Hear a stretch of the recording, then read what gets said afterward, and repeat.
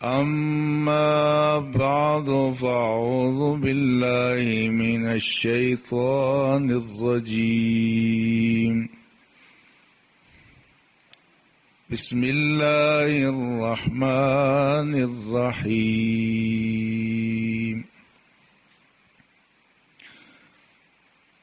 يا أيها الذين آمنوا من يرتد منكم عن دينه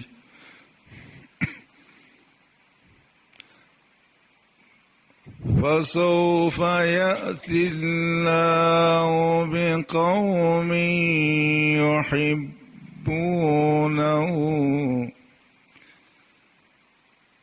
فسوف يأتي الله بقوم يحبهم ويحبونه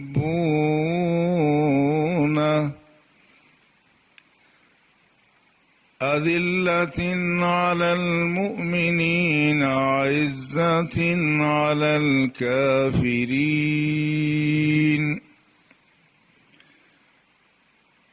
يجاهدون في سبيل الله ولا يخافون لومة لائم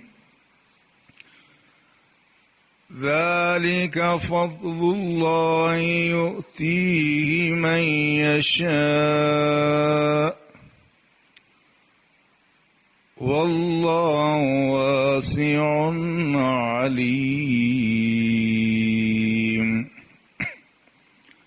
آمنت بالله صدق الله مولانا العظيم قال الله تبارك وتعالى في شان حبيبه الكريم إن الله وملائكته يصلون على النبي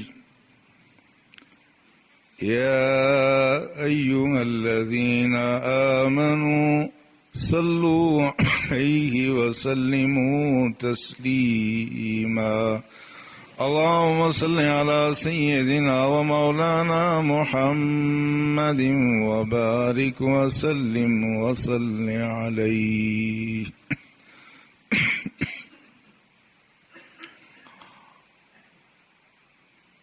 لائق صد تکریم برادران ملت، آپ حضرات کو گزشتہ عید مبارک ہو۔ رمضان مبارک کے دو جمعۃ المبارک اور عید کے موقع پر میں بیرون ملک رہنے کے باعث آپ کی خدمت میں حاضر نہ ہو سکا۔ بیرون ملک سفر ہمارے بعض لوگوں کے لیے، بالخصوص جب یورپ کا ہو تو بڑے اعزاز کی بات ہوتی ہے، مگر ہمارے لیے صرف حرمین کا سفر ہی ایسا ہے جس کا تذکرہ کیا جا سکتا ہے۔ لیکن اللہ کے فضل و احسان سے آدمی کی وابستگی دین کے ساتھ ہو تو آدمی جہاں بھی چلا جائے اس میں ہر جگہ کوئی نہ کوئی سعادت، کوئی نہ کوئی اچھی بات، کوئی نہ کوئی اچھا پیغام آدمی کو مل ہی جاتا ہے۔ اس دفعہ برطانیہ قیام کے دوران بہت سارے اہل علم سے ملاقات کے علاوہ قرآن اور سائنس کے موضوع پر کچھ کتابیں جو گزشتہ سال ہی مارکیٹ میں آئیں ان کو دیکھنے اور پھر خریدنے کا موقع بھی ملا۔ اس معاشرے کو بھی قریب سے دیکھ کر اس کی اچھائیوں اور برائیوں کا بھی ادراک ہوا، اور حقیقت یہ ہے کہ مغربی معاشرے کو قریب سے دیکھنے کے بعد اسلام کی عظمت کا پتہ چلتا ہے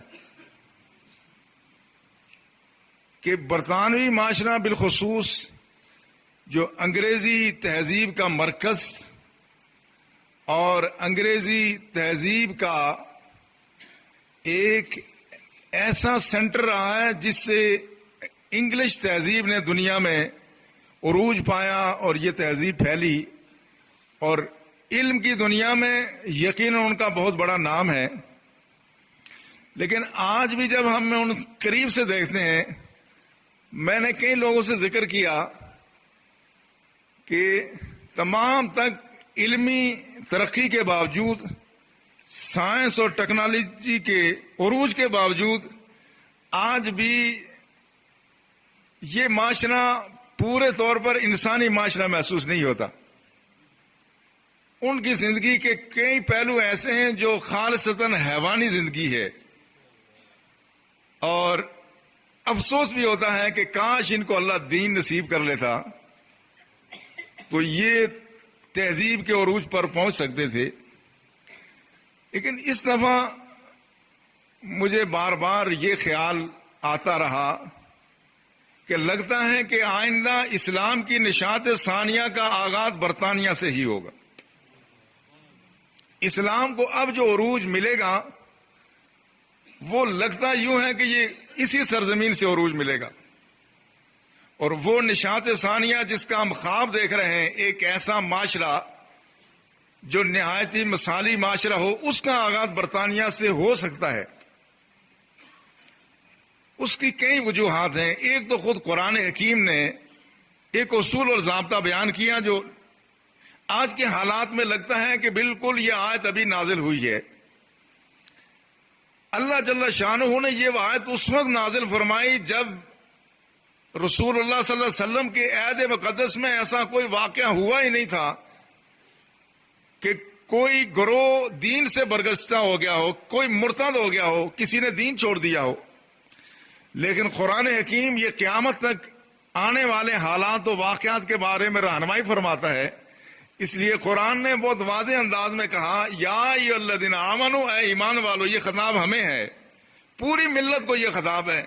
من یرتد منکم عن دینی، یاد رکھو اگر تم میں سے کسی شخص نے اپنے دین سے منہ موڑ لیا، تم مرتد بھی ہو گئے، تم نے دین چھوڑ دیا، انفرادی لحاظ سے یا اجتماعی لحاظ سے، معاشرتی معاملات میں یا سیاسی اور معاشی معاملات میں تم نے دین کو نظر انداز کر لیا، تو یاد رکھنا فسوف یأتی اللہ بقوم، ان قریب اللہ ایک تمہاری جگہ ایک ایسی قوم کو دین عطا فرما دے گا، یحبہم و یحبونا، اللہ ان کو پسند کرتا ہوگا، وہ اللہ سے محبت کرتے ہوں گے۔ اس قوم کی خصوصیات بتائی جا رہی ہیں۔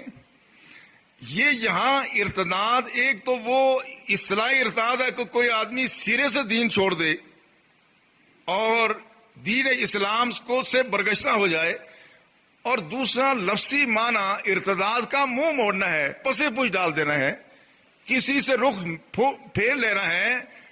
اب جو اسلامی معاشروں میں آپ دیکھتے ہیں جو اوپر کی سطح کے لوگ ہیں، انہوں نے مکمل طور پر دین سے منہ موڑ لیا ہے۔ ان پر اگر اصطلاحی معنی میں ارتداد کا حکم نہ بھی نافذ ہوتا ہو تو لغوی اطلاق کے اعتبار سے ہماری جو ہائی جنٹری ہے، اپر کلاس ہے، وہ عملاً دین سے برگشتہ ہو چکے ہیں، انہوں نے دین کو ترک کر دیا ہے، اور وہ اس دین کو قابل عمل بھی نہیں سمجھتے۔ ایک بہت بڑا طبقہ ایسا ہے جو یہ سمجھتے ہیں کہ اب یہ دین قابل عمل نہیں ہے، ہمیں سیاست کرنی ہے تو مغربی سیاست ہوگی، معیشت ہوگی تو کچھ لوگوں کو خیال ہے کہ سوشلسٹ معیشت ہو، کوئی کہتے ہیں مغربی معیشت ہو۔ اگر یہ بات نہ ہو تو اس ملک کی اعلیٰ عدالتیں اس ملک میں سودی نظام کو تحفظ کیوں دے رہی ہیں؟ یہ اس ملک کا جو سودی نظام جس کو باقاعدہ عدالتوں اور قانون نے تحفظ دیا ہوا ہے، یہ اسی بات کا اظہار ہے کہ ان کے نزدیک سود کے بغیر ہماری معیشت نہیں چل سکتی۔ یہی ارتداد ہے، یہی دین سے منہ موڑنا ہے۔ تو اللہ جل شانہ نے قرآن میں فرمایا یا ایھا الذین آمنوا، اے ایمان والو، من یرتد منکم عن دینہ، یاد رکھنا تم نے اگر دین سے منہ موڑ لیا، فسوف یأتی اللہ بقوم، ان قریب اللہ ایک ایسی قوم کو لے آئے گا، یحبہم، اللہ ان سے محبت کر رہا ہوگا، وہ یحبونہ، وہ اللہ سے محبت کر رہے ہوں گے۔ ایک ان کی خاصیت یہ ہوگی یجاہدون فی سبیل اللہ، وہ اللہ کی راہ میں جہاد کریں گے۔ جہاد کا معنی صرف لڑنا نہیں ہے، قتال نہیں ہے، جہاد یا جہاد یا جود لفظ، اس کا معنی انتہائی کوشش کرنا ہے۔ دین کے ہر معاملے میں، خواہ وہ زبان کا جہاد ہو، وہ قلم کا جہاد ہو، یا وہ تلوار کا جہاد ہو، وہ اسلحہ کا جہاد ہو، یہ ساری کوششیں کافشیں، یہ ایک ایسی بڑی وسیع اصطلاح ہے۔ مومن رائے خدا میں جو کچھ بھی کرتا ہے وہ سارا جہاد ہی ہے۔ اس لیے رسول اللہ صلی اللہ علیہ وسلم کی خدمت میں ایک شخص نے جا کے عرض کیا، یا رسول اللہ میں جہاد پہ جانا چاہتا ہوں۔ آپ نے فرمایا کیا تمہارے والدین زندہ ہیں؟ عرض کیا ہاں۔ فرمایا فجاہد فیہما، فرمایا ان میں ہی جہاد کرو، یعنی ان کی خدمت کرو، یہ بھی جہاد ہے۔ تو جہاد کا ایک بڑا وسیع مفہوم ہے، جس میں جہاد بھی سیف بھی ہے، لڑنا بھی ہے، قتال بھی ہے، مگر جہاد کا معنی ہر طرح سے توانائیوں کو صرف کرنا اسلام کی سربلندی کے لیے، یہ جہاد کے معنی میں شامل ہے۔ فرمایا ایک خاصیت یہ ہوگی کہ وہ اللہ ان سے پیار کرے گا، وہ اللہ سے پیار کرے گی۔ دوسری خاصیت یہ ہے کہ وہ اپنی ساری توانائیاں کلمہ حق کی سربلندی کے لیے وقف کر دیں گے۔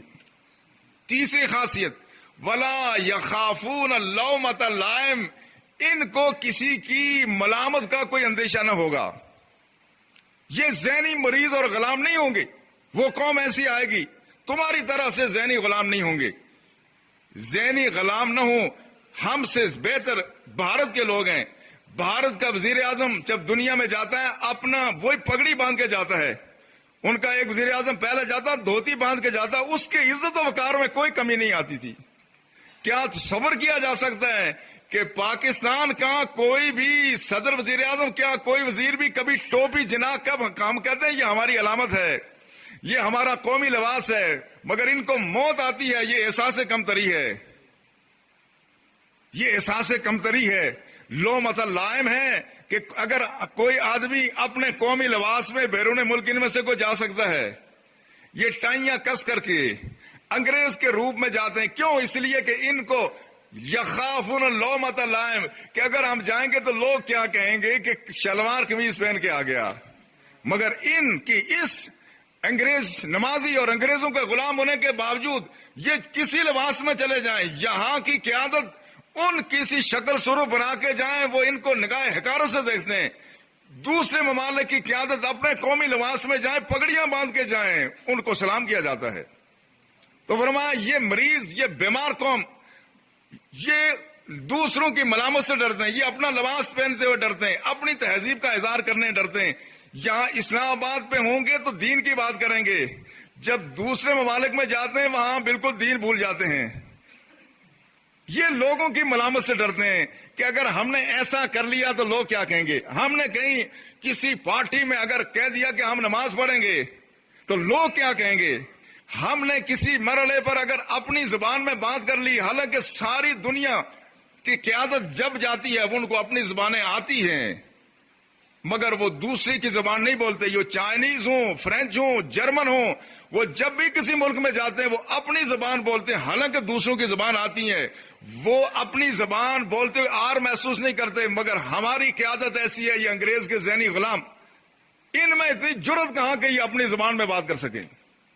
تو فرمایا یأتی اللہ فسوف یأتی اللہ بقوم، اللہ ایک ایسی قوم کو لائے گا جو اللہ ان سے محبت کرے گا، وہ اللہ سے محبت کریں گے، اللہ کی راہ میں جہاد بھی کریں گے۔ ولا یخافون لومۃ لائم، ان کو کسی کی کوئی پرواہ نہیں ہوگی، ان کو کسی کی پرواہ نہیں ہوگی، ان کو اپنی تہذیب اور ثقافت پہ فخر ہوگا۔ اور فرمایا ذالک فضل اللہ یؤتی من یشاء، یہ اللہ کا فضل ہے، اللہ جس کو چاہتا ہے اس کو دے دیتا ہے۔ ایک خاصیت اور اذلۃ علی المؤمنین اعزۃ علی الکافرین، یہ مومنوں کے معاملے میں تو بہت نرم ہوں گے، کافروں کے معاملے میں سخت ہوں گے۔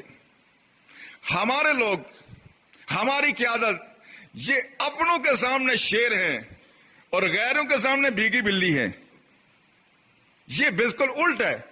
اذلۃ علی المؤمنین اعزۃ علی الکافرین، وہ قوم ایسی ہوگی کہ جو مومنوں کے ساتھ نرم ہوگی، کافروں کے مقابلے میں سخت گیر ہوگی۔ ہمارے ہاں صورتحال بالکل اس کے برعکس ہوتی ہے۔ اپنے لوگ ہوں تو اس میں آدمی پھنے خان بنتا ہے، ادھر جائیں تو ان کے جوتے بھی اتر آتے ہیں، اور بعض دفعہ ان کی ایسی جامع تلاشی ہوتی ہے کہ کوئی غیرت مند آدمی ایسی سرزمین دوبارہ نہ جائے، مگر یہ پھر بھی وہیں چلے جاتے۔ فرمایا ان میں 4 خاصیتیں ایسی ہوں گی، وہ ایسی قوم اللہ لائے گا۔ ذالک فضل اللہ یؤتی من یشاء، یہ اللہ کا فضل ہے، اللہ جس کو چاہتا ہے فضل عطا فرماتا۔ واللہ واسع علیم، اللہ بہت وسیع علم رکھنے والا ہے، بڑی وسعت والا ہے۔ واسع کا لفظ عربی زبان میں آتا ہے ایسا جو کسی کا محتاج، جس کو آپ کہتے ہیں سیلف سفیشینٹ، جس کو کسی کی پرواہ نہ ہو۔ فرمایا اللہ کو کسی کی پرواہ نہیں ہے، اس کو اہل ایمان کی مدد کے لیے کسی سپر پاور کی ضرورت نہیں، بس سب سے بڑی سپر پاور وہی ہے۔ وہ علیم اور جاننے والا ہے کہ کون سی قوم کس بات کی مستحق ہوگی۔ یہ وہ بات ہے جس کی بنیاد پہ ہم کہہ سکتے ہیں کہ اب جب ہمارے ہاں یہ خرابیاں چاروں پائی جائیں تو اللہ کسی ایسی قوم کا انتخاب کر سکتا ہے جس میں یہ خرابیاں نہ پائی جا رہی ہوں۔ اور دوسری ایک وجہ یہ بھی ہے، مغرب کے مفکرین ایک عرصے سے یہ بات کہہ رہے ہیں کہ برطانیہ میں آئندہ مسلمانوں کی حکومت ہوگی، مگر وہ یہ بھی کہتے ہیں وہ مسلمان نہ تم ہوگے نہ تم جیسے ہوں گے، تم بھی مسلمان، تم حکومت نہیں کر سکتے برطانیہ پہ، مگر جو آنے والے ہوں گے وہ بھی تم جیسے نہیں ہوں گے، وہ اور ہوں گے۔ مگر اس پر وہ بعض ان کے جو علمی حلقے ہیں وہ مطمئن بھی ہیں، اور ان کا کہنا یہ ہے کہ اگر یہاں مسلمانوں کی حکومت آ گئی تو اس میں بہتری آئے گی، یقیناً بہتری آئے گی۔ اس بارے میں لوگ سوچتے ہیں، کچھ لوگ فکر مند بھی ہیں، لیکن ہو سکتا ہے کہ اس سرزمین سے اسلام کی نشاط ثانیہ کا آغاز ہو جائے۔ یہ اس لیے بھی کہ ان کے ایک بہت بڑے برین نے، ایک بہت بڑے دوانگ نے پیشن گوئی کی تھی، جارج برنارڈ شاہ کا نام انگریزی لٹریچر میں بڑا معروف ہے۔ برنارڈ شاہ کہا جاتا ہے انتہائی ذہین انسان تھا دنیا کا۔ برنارڈ شاہ نے ایک دفعہ یہ بات کہی تھی، اس نے کہا تھا کہ آئندہ 100 سال میں if a religion has a chance to rule over the England، کہ اگر کسی مذہب کا امکان ہے کہ وہ انگلینڈ پر حکومت کر سکے، کہتا نہیں انگلینڈ پہ نہیں، to hold the Europe، پورے یورپ پر اگر کوئی مذہب حکومت کر سکتا ہے تو وہ اسلام ہوگا۔ یہ بات جارج برنارڈ شاہ نے آج سے تقریباً 80 سال پہلے کہی تھی کہ اگر اس بات کا امکان ہے کہ کوئی مذہب یورپ اور انگلینڈ میں حکومت کر سکتا ہے تو وہ مذہب اسلام ہوگا۔ اور یہ ایک قدرت کا تاریخ میں آپ نظر ڈال کے دیکھیں، ایک ضابطہ بھی ہے، جس قوم نے مسلمانوں کو سب سے زیادہ نقصان دیا اسی قوم کے افراد نے اسلام کی سب سے زیادہ خدمت بھی کر لی۔ سب سے زیادہ نقصان ملت اسلامیہ کو ابتدائی دور میں کس نے دیا؟ تاریخ کے طالب علم واقف ہے، تاتاریوں نے سب سے زیادہ اسلام کو نقصان دیا۔ ہلاکو خان نے جس طرح بغداد کو تہ و بالا کیا، بغداد اسلامی تہذیب کا مرکز تھا، کہا جاتا ہے کہ اتنے انسان قتل ہوئے کہ دریائے دجلہ سرخ ہو گیا، اور مسلمانوں کی لائبریریاں جو قیمتی خزانے تھے بغداد میں، وہ جب اس نے جلانا شروع کیے تو کہتے ہیں کئی دنوں تک دریا میں سیاہی تاری رہی، دریا کے پانی کا رنگ تبدیل ہو گیا، اتنا اس نے ظلم کیا۔ مگر انہی تاتاریوں نے جو اتنا بڑا ظلم کیا، اللہ نے ان کی نسل کو اسلام کی توفیق عطا فرمائی۔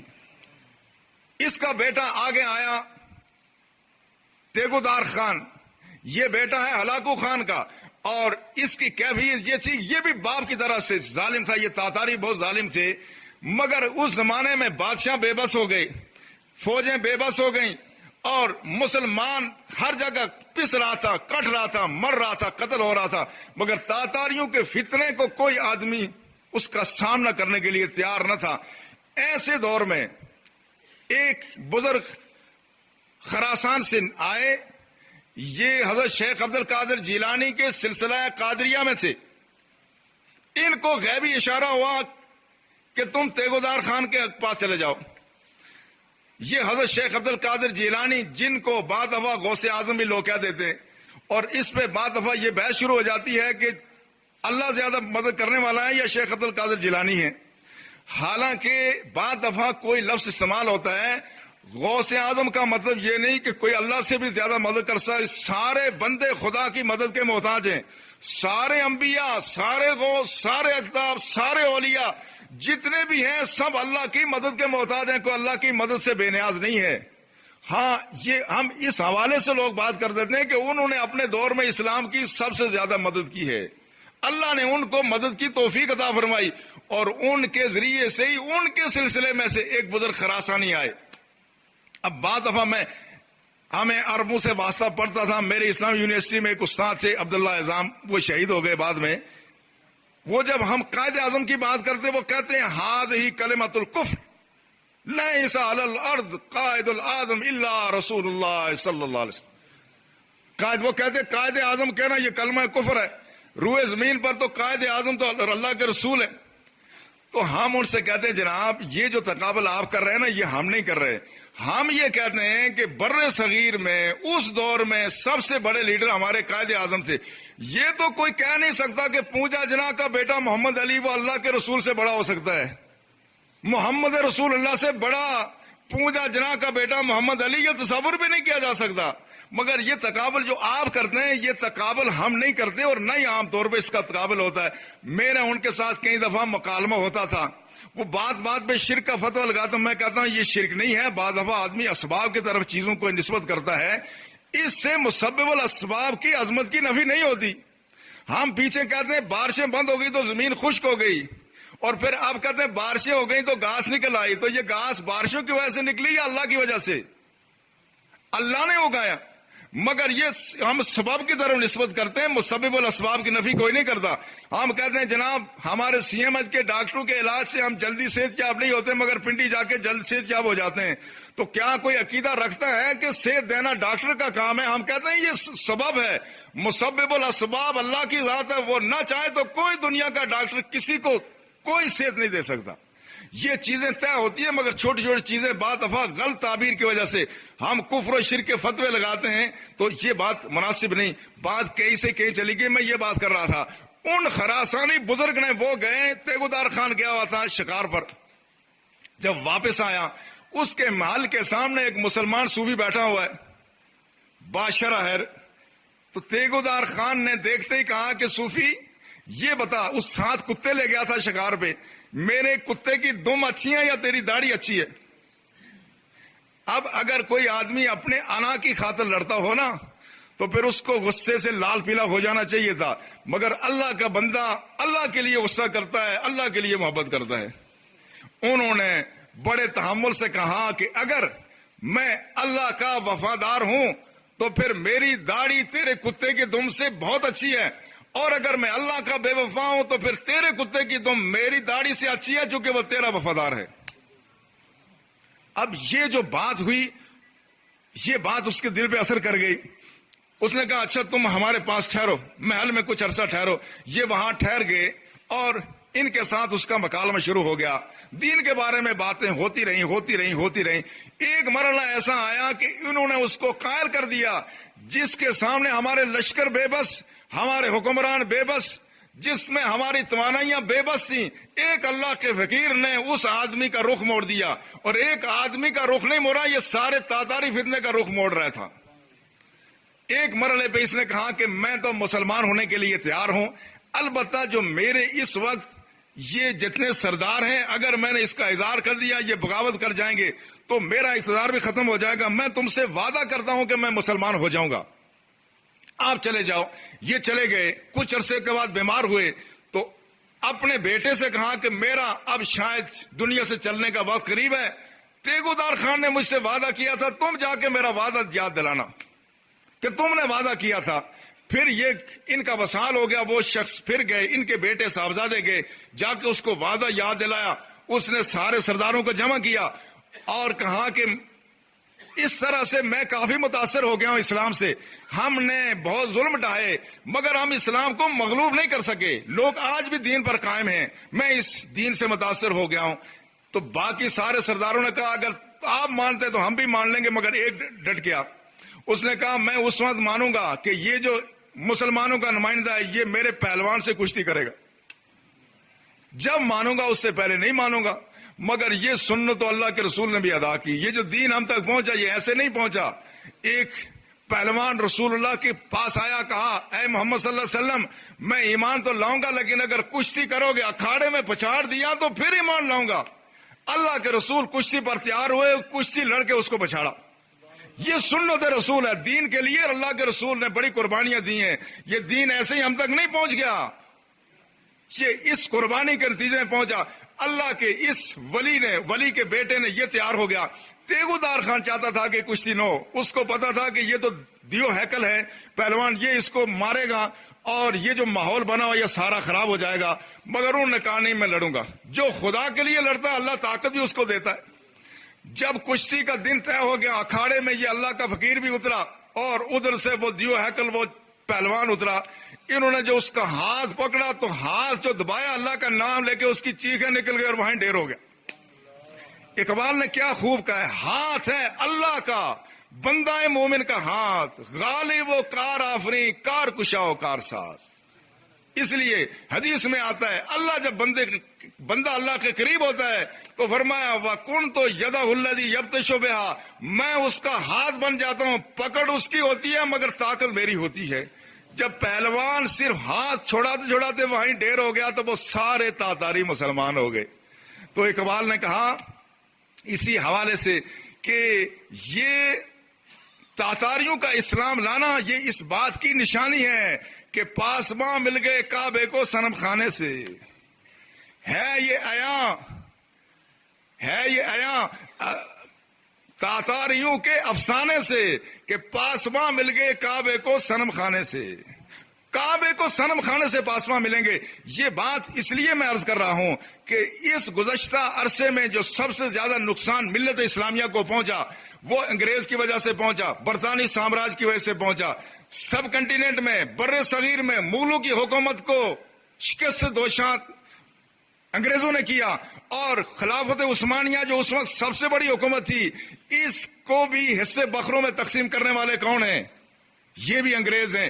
اس برطانوی سامراج نے یہ کیا، مگر اب وہ وقت آنے والا ہے انشاءاللہ اسلام کو، کعبے کو اپنے پاسبان اسی صنم خانے برطانیہ سے ملیں گے، اور وہ مل رہے ہیں، اور وہ مل ایسے رہے ہیں کہ لوگ مسلمان ہو رہے ہیں، اور وہ مسلمان ہماری تبلیغ کی وجہ سے بہت کم لوگ ہوتے ہیں۔ ہم بعض دفعہ یہ دعویٰ کرتے ہیں کہ ہماری تبلیغ کی وجہ سے لوگ مسلمان ہو رہے ہیں، 5% لوگ ہماری تبلیغ کی وجہ سے مسلمان ہو رہے ہوں گے، مگر وہ کون سے لوگ ہوتے ہیں؟ وہ لوگ ہیں کہ جو فرسٹریشن کا شکار ہیں، پریشانی کا شکار ہیں، اور وہ پریشانی سے نکلنا چاہتے ہیں تو کوئی آدمی کہیں مسلمان مل جاتا ہے، اس کو کوئی محبت پیار کا بول ملتا ہے تو وہ ان کی وجہ سے وہ مسلمان ہو جاتا ہے، مگر ایسا مسلمان اسلام سے بھی کم استفادہ کرتا ہے اور اسلام بھی اس سے بہت کم استفادہ کرتا ہے۔ اصل جو لوگ مسلمان ہو رہے ہیں وہ دین کو پڑھ کے مسلمان ہو رہے ہیں، وہ مسلمان کو دیکھ کے نہیں ہو رہے ہیں، وہ دین کو پڑھ کر کے مسلمان ہو رہے ہیں، اور دین کو پڑھ کر کے جو مسلمان ہوتا ہے اس کا دین اتنا مضبوط ہوتا ہے، لا یخافون لومۃ لائم، وہ کسی ملامت کرنے والے کی ملامت سے نہیں ڈرتا۔ مجھے پتا چلا وہاں جس شہر میں ٹھہرا ہوا تھا، رچ ڈیل ایک وہاں قصبہ ہے، وہاں پر ایک انگریز مسلمان ہوا، وہ ایک کمپنی میں مینیجر تھا، اور اس نے کہا میں نے ایک آیت پڑھی قرآن کی۔ کون سی آیت؟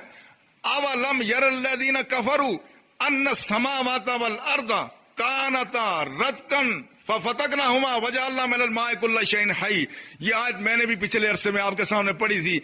اولم یر الذین کفروا، کیا کافر یہ نہیں دیکھتے کہ زمین اور آسمان آپس میں ملے ہوئے تھے، ففتقناہما، ہم نے ان کو جدا کر دیا۔ تو اس نے کہا یہ جو بات ہو رہی ہے یہ تو خالصتاً سائنس کی بات ہے، یہ تو بگ بینگ تھیوری بیان ہو رہی ہے، یہ قرآن میں یہ چیز کیسے آ گئی؟ یہ تو 14 سال پہلے کس کو پتا تھا کہ زمین آسمان ملے ہوئے تھے؟ آج کے سائنسدان کو یہ پتا چلا۔ اس نے کہا لگتا ہے یہ قرآن سچا ہے، اور یہ صداقت اس کے دل پہ اثر کر گئی، اور اس نے فوراً کلمہ پڑھ لیا، لا الہ الا اللہ محمد رسول اللہ۔ کلمہ پڑھنے کے بعد اس نے کمپنی سے کہا کہ میں جمعے کے دن چھٹی کروں گا۔ انہوں نے کہا نہیں، جمعے کے دن چھٹی نہیں ہو سکتی، اب تمہاری چھٹی ہو سکتی ہے۔ اس نے کہا کہ میں اپنی ملازمت سے مستعفی ہو سکتا ہوں مگر میں جمعے کی نماز نہیں چھوڑ سکتا۔ نام اس نے رکھا عبد الرحیم۔ اب یہ عبد الرحیم اسم بامسمہ ہے، نام تو ہم میں سے بھی بہت ساروں کے عبداللہ، غلام رسول، عبد الرحیم اور عبد الرحمن ہوں گے، مگر ہم اکثر خواہشات نفس کے غلام ہیں۔ یہ ہے خالص عبد الرحیم، وہ عبد الرحیم جس نے اپنی ملازمت چھوڑی نماز جمعہ کی خاطر، جس نے نماز جمعہ چھوڑی، اپنے نماز جمعہ کی خاطر اس نے اپنی ملازمت چھوڑ دی، مگر اس کی آمدنی میں کوئی کمی نہیں ہوئی۔ ایسے میں نے بہت سارے لوگوں کو دیکھا، 9 مسلموں کو، ہمارے جو وہاں مسلمان ہیں، یہ مسلمان وہاں سارا کاروبار کرتے ہیں، اکثر مسلمان ان کی دکانوں پہ شراب بھی ہے، خنزیر بھی ہے، باقی پھر پیچھے کیا رہ جاتا ہے. مگر میں ایک دفعہ اٹلی میں گیا، وہاں پتہ چلا وہاں ایک شخص مسلمان ہوا، تو مسلمان ہونے کے بعد اس نے اپنی دکان سے، گروسری کی دکان تھی، اس میں سے خنزیر اور شراب کو ہٹا دیا. کہا اب میں مسلمان ہوں، یہ چیزیں بیچ نہیں سکتا، اسلام اس بات کی اجازت نہیں دیتا. تو وہاں کے لوگ بتا رہے تھے اس کی جتنی پہلے آمدنی ہوتی تھی اللہ نے اس کی آمدنی میں دگنا اضافہ فرما دیا. واللہ یبسط و یرزق، اللہ جس کے چاہتا ہے وہ اس میں اس کی روزی میں کمی کرتا ہے، جس کے چاہتا ہے اس کی روزی میں اضافہ فرما دیتا ہے. اللہ کی قبضہ قدرت میں روزی ہے. پر جو پرانا مسلمان ہے وہ اس بات کی ضرورت نہیں کرتا، پر جو نیا مسلمان ہے، اس لیے قرآن نے کہا ولا یخافون لومۃ لائم، ان کو کسی بات کی پرواہ نہیں ہوتی. اس سرزمین میں جو مسلمان ہو رہے ہیں وہ مسلمان سچے سچے خالص مسلمان ہیں. اور ایک اچھی بات یہ ہے کہ وہ مسلمانوں کے ذریعے سے مسلمان نہیں ہوتے، وہ مسلمانوں کے ذریعے سے مسلمان نہیں ہوتے. اگر وہ مسلمانوں کے ذریعے سے مسلمان ہوں تو وہ روز اول سے فرقہ واریت میں پڑ جائیں. یہ بھی ایک اللہ کا احسان ہے. ہماری تبلیغ سے جو مسلمان نہیں ہو رہے ہیں اس کا فائدہ یہ ہو رہا ہے کہ وہ فرقہ واریت سے ان کا ذہن پاک ہوتا ہے، وہ انٹرنیٹ کے ذریعے سے براہ راست پڑھ کے مسلمان ہوتے ہیں، وہ فرقہ واریت کا شکار نہیں ہے، وہ مسلمانوں پر کفر اور شرک کے فتوے لگانے والے نہیں ہیں، وہ خالصتاً مسلمان ہیں جو مسلمان کے لیے ان کا دل دھڑکتا ہے. میں ایک دفعہ یہاں ایک صاحب کو لایا تھا، شاید آپ کو وہ منظر یاد ہو، برطانیہ کے ایک نو مسلم کو میں یہاں لایا تھا، تو یہاں بیٹھ کے اس کی آنکھوں سے جو مسلسل آنسو جاری تھے، آپ نے وہ منظر دیکھا ہوگا. وہ لوگ دین سے پیار کرتے ہیں، وہ مسلمان کی اس حالت پر وہ ان کا دل کرتا ہے، مسلمان کے لیے ہمدردی رکھتے ہیں، دین کے لیے ہمدردی رکھتے ہیں. لہٰذا یہ جو مسلمان ہے یہ خالص مسلمان، اور یہ خالص صرف انگریزوں میں سے نہیں، جو ہمارے وہاں نئی نسل ہے وہ بھی الحمدللہ جو اسلام کے دامن میں آتے ہیں وہ ایسے پکے مسلمان ہیں، ان کو کسی کا کوئی خوف نہیں ہے. وہاں کے جو ہمارے مسلمان بچے ہیں جنہوں نے وہاں جا کے تربیت حاصل کی، جو وہاں کے پیدائش ہیں، جنہوں نے وہاں کے اداروں میں تعلیم حاصل کی، وہ اسلام پر فخر کرتے ہیں چونکہ انہوں نے اسلام کو قریب سے دیکھا. اللہ ہمیں توفیق عطا فرمائے کہ اسلام کی عظمت کو ہم بھی محسوس کریں، اور ہم بھی اس پہاڑ میں الحمدللہ یہ جوہر موجود ہے. آج بھی بہت ساری چیزوں سے ہم بچے ہوئے ہیں. اللہ کرے ہم بھی اس اسلام کی عظمت کو پہچانیں تاکہ آئندہ اسلام کی عظمت کی وجہ سے اللہ ہمیں بھی عظمت عطا فرمائے. وما علینا الا البلاغ، سنت عطا فرمائے.